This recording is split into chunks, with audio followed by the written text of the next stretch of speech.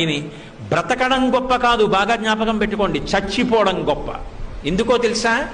బ్రతకడం ఎలాగైనా బ్రతుకుతారు. ఆకలి, దాహము, జీర్ణము ఈ మూడు ఉంటే మనిషి ఎలా అయినా బ్రతకచ్చు. వేళపట్టున ఆకలేసి కుడితి తాగినా జీర్ణం అయిపోతే, ఆవు తింటున్న మినప్పొట్టు తినేసిన జీర్ణం అయిపోతే ఇబ్బంది లేదు. దాహం వేసి ఏది తాగినా జీర్ణం అయిపోతే ఇబ్బంది లేదు, బతికేయచ్చు. చచ్చిపోవడం అంత తేలిక కాదు. మంచాన పడి తన మలమూత్రములను తాను విసర్జించలేకపోతే వాడు రోజు రోజు క్షణం క్షణం చచ్చిపోయినట్టే.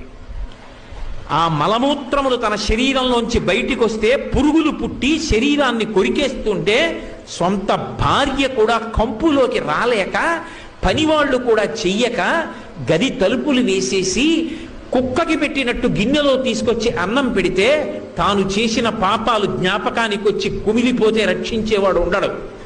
అనాయాసంగా